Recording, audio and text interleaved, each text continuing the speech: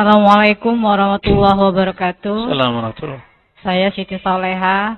Mohon Buya penjelasannya mengenai zikir dan wirid, apa bedanya?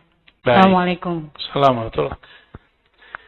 Sebenarnya pembahasan ini next tentang zikir dan wirid, tapi versi Wahabi ya. Nanti versi kita ya.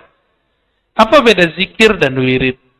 Zikir itu artinya menyebut-nyebut, itu level 1. Yang kedua mengingat. Setiap kali kita menyebut nama Allah, itu disebut zikrullah. Kalau kita mengingat kematian, disebut zikrul maut. Jadi zikir ini tidak hanya zikrullah, ada zikrul maut. Zikrul maut ini akan membuat kita terkondisikan untuk zikrullah. Nah, ini hebatnya. Ya. Ada lagi zikir yang lain. Zikir muhasabah. Zikir muhasabah itu mengenang kesalahan kita dan merasakan kehinaan kita di hadapan Allah. Oh, nanti kita merasa hina terus Pak di hadapan Allah. Orang begini cepat dapat nikmat zikir. Jadi kenapa nih kita susah menikmati zikrullah? Satu aja sebabnya. Karena jarang muhasabah. Karena jarang muhasabah, masih merasa diri ini mulia. Masih merasa diri ini spesial. Masih merasa diri ini suci. Akhirnya mental lah itu zikrullah. Ya. Jadi berzikirlah dengan membawa rasa, ya Allah, aku ini hina. Terimalah zikirku. Gitu. Zikir ini kalau sudah diamalkan berturut-turut, rutin setiap hari, setiap pagi sore, setiap malam, maka dia berubah, naik pangkat, namanya wirid. Atau aurad. Bukan aurat. Kalau aurat, yang nggak boleh kelihatan. Ini aurat, pakai dal. Jamak dari wirid. Wirid itu zikir yang sudah berbuah. Sehingga kalau ditinggalkan, kita merasa ada yang kekurangan. Nah, ini ciri-ciri antum sudah punya wirid. Udah punya wirid belum? Kalau nggak witir malam-malam, kayaknya aneh gitu. Berarti witirnya sudah jadi wirid. Kalau nggak baca kulhu habis sholat, kayaknya aneh. Berarti kulhunya sudah jadi wirid. Kalau nggak nelpon si doi, nggak ngecek gitu ya, kayaknya ada yang kurang hidup. Berarti buka Instagram, Facebook, mau YouTube sudah menjadi wirid. Al-wirid al-yutubiyah. Torikotnya baru. Mursyidnya banyak. Ya. Waduh, gawat itu ya. Wirid itu adalah zikir yang sudah berbuah. Nah, buahnya itu namanya warid. Apa namanya? Warid. Maka ciri-ciri orang yang sudah dapat warid, dia istiqomah zikir. Gitu. Kayak Imam Notoilah mengatakan, tidak adalah warid. Tidak ada wirid kecuali karena warid sudah turun. Jadi duluan mana turun, warid atau wirid? Warid dulu. Allah kasih hadiah dulu. Apa hadiah terbesar kita? Bukan sakti, bukan tenang, bukan bercahaya. Hadiah terbesar, Allah mengizinkan lidah yang kotor ini menyebut namanya yang mulia. Itu wirid, warid yang terbesar. Allah itu namanya, kalau diturunkan ke gunung, hancur gunung. Sekarang antum baca, kok nggak hancur-hancur? Karena nggak kenal sama yang disebut. Coba kalau kenal, sebut namanya langsung gemetar kita. Ya. Karena kita nggak kenal. Maka disebut di Quran, manusia itu jahula. Sebenar-benar jahil. Ini nama agung, dia sebut-sebut, dia nggak bergetar juga. Ini belakangan ada berita ya. Media asing ngomentarin azan di negeri kita. Lah urusan apa ini? Itu urusan kita. Dan emang khas negeri ini, apa aja diumumin lewat speaker. Itu di tetangga saya, Pak, tetangga komplek, orang arisan pakai mic. Stres juga kita dengarnya awal-awal pindah ya. Belum lagi yang solawatan suaranya Masya Allah menyiksa. Suaranya nyiksa, tahu nggak? Kalau di Turki, orang nggak diizinkan megang mic kecuali suaranya enak didengar. Nggak mesti bagus, enak. Oh, ntar pada mundur nih kayaknya nih. Diseleksi Pak, orang yang mau azan, yang membaca Quran, orang jadi diseleksi di sono. Kita kan main hantam-hantam aja ya. Nah, makanya saya sarankan biar orang-orang nggak tersiksa sama suara kita, ya suaranya yang bener dikit lah. Maka masjid-masjid yang sudah mencarikan muazin-muazin yang bersuara enak, ya barakallahu fikum ya. Tinggal muazinnya ikhlas apa enggak. Ikhlas itu bukan berarti nggak dapat honor. Ikhlas itu antum azan karena honor atau karena Allah, udah sederhana aja. Ya. Halo, saya udah 19.26. Ada lagi 4 menit. Iya. Langsung saja saya nanya. Baca surat 47 di ayatnya ayat 4 akhir, di situ dikatakan bahwa Allah itu tidak kan bagi di jalan Allah. Kemudian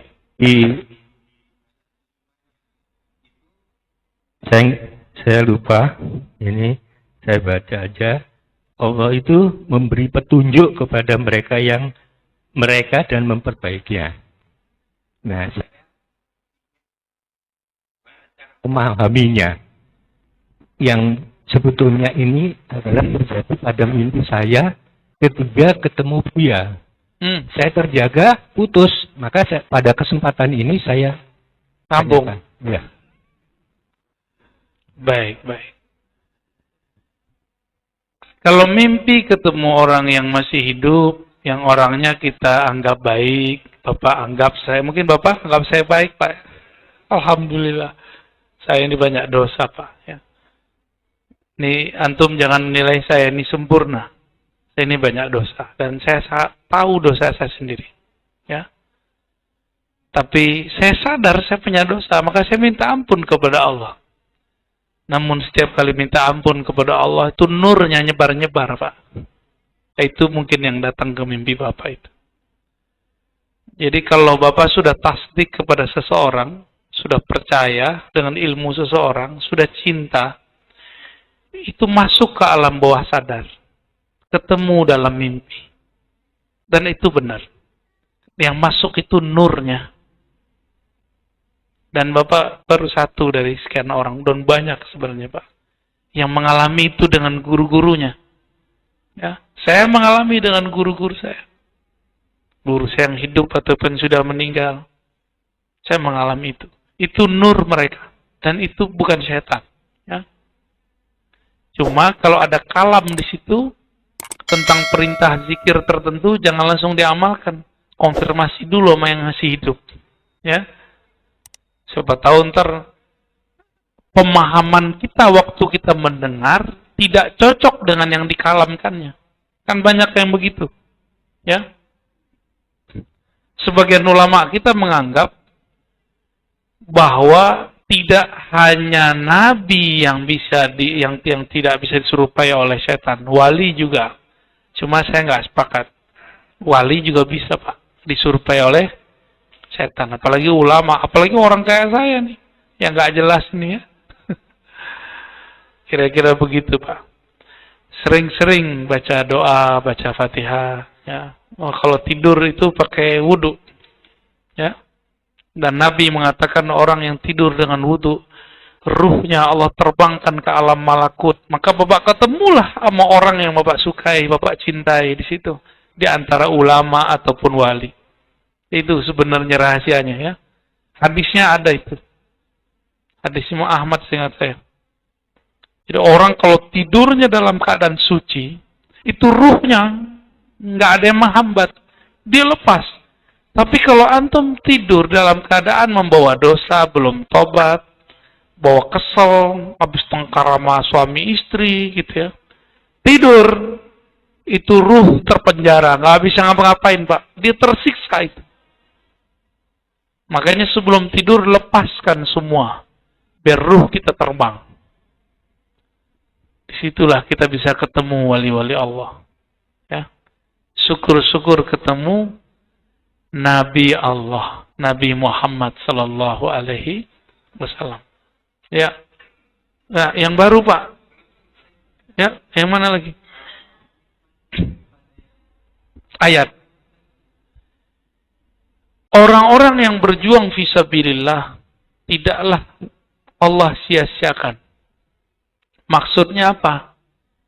Kalau orang yang tidak berjuang fisabilillah, itu Allah cuekin aja, Pak. Karena dia tidak pernah memperjuangkan Allah. Maka orang-orang yang diperhatikan oleh Allah di dunia dan di akhirat, di alam barzakh, itu hanya orang yang berkorban hartanya, jiwanya, waktunya untuk Allah Subhanahu wa ta'ala. Itulah cara cari perhatian kepada Allah Subhanahu wa ta'ala. Apalagi caranya? Kalau Bapak bukan seorang syuhada, orang yang berjuang, senangilah kekasih-kekasih Allah. Pemimpin kekasih Allah siapa? Baginda Nabi Muhammad SAW. Nabi karena beliau sudah wafat cukup disolawatkan. Tapi pewarisnya kan belum wafat. Ya, kalau mereka hidupnya susah, Bapak bantulah. Mereka lagi berjuang bikin pesantren, bantu. Mereka senangnya apa? Senangin hatinya. Jika kolbu kekasih Allah itu senang sama kita, Allah lihat ada nama kita di kolbunya, Allah akan cinta kepada kita. Apa kata Allah? Oh, ini pembantumu ya, ansormu ya, hawariyunmu ya. Itulah kalam Sayyidina Isa ketika mengatakan, Man ansari ilallah. Siapakah yang membantuku kepada Allah? Lalu berkatalah para hawariyun, Ya Allah, kamilah. Wahai Sayyidina Isa, kamilah pembantu engkau. Kamilah hawari engkau. Hawari itu siap korban apa aja. Maka dari semua murid Nabi Isa, yang jadi murid terbaiknya cuma 11 orang. 12 satu khianat. Satunya Dajjal nyamar. Yudas Iskariot. Dan itu akan terjadi di setiap masa, Pak. Ada orang ngaji, ntar ada yang nyamar satu. Ada yang khianat satu. Begitulah terus. Semoga kita terjaga ya. Amin ya rabbal alamin. Semoga kita termasuk yang sidik, yang sungguh-sungguh lahir batinnya sama. Ya. Kita udah ketemu beberapa anak-anak begitu ya. Dari kita ngomongnya apa, di luar ngomongnya apa. Tongkarlah 2 zawiyah. Karena si bocah ini. Ntar dia ngomong lagi mau urusin siapa. Tongkar lagi tuh dah. Saya mikirinnya anak benar-benar dipinjem sama Dajjal lidahnya ya. Bikin orang tengkar, bukan bikin ngademin. Perintah di Quran apa? Fa'aslihu baina akhawaikum. Kalau ada masalah, kamu islah. Cari yang sama, jangan bedain. Jangan bilang, Pak Kiai, kamu dibilangin begini sama Kiono. Itu yang ngomong tuh Pak, lugu, nggak sadar apa akibat dia ngomong. Ya. Jadi antum kalau benar nih berjuang fisabilillah, egonya dia habis-habisin. Egonya dia habis-habisin. Ya. Siapa tadi? Ya, fadhal. Ibu terakhir ya. Assalamualaikum warahmatullahi wabarakatuh. Assalamualaikum warahmatullahi wabarakatuh. Mohon penjelasannya Pak Ustadz mengenai Assalamualaikum tadi. Kalau kita Assalamualaikum dengan tembok itu kan tidak waras. Mengenai orang tua saya suka mengajarkan apabila masuk rumah itu mengajarkan Assalamualaikum. Itu Bagus. Maksudnya bagaimana Ustaz? Iya. Waalaikumsalam warahmatullahi wabarakatuh. Iya. Di dalam kitab Syifa Imam Qadhi Iyad itu disebutkan adab masuk rumah. Itu tentang kehidupan Nabi. Disarikan dari hadis-hadis Nabi. Jika engkau, kata Imam Qadiyat, dinukil dari kalam ulama, masuk ke rumah yang kosong, ruang yang kosong, bacalah assalamu alayna wa ala ibadillahis shalihin. Oleh guru saya ditambahkan, penghulu alam semesta kan Nabi Muhammad. Salam dulu ke Nabi Muhammad. Assalamualaikum ya ayuhan Nabi warahmatullahi wabarakatuh. Baru assalamu alayna.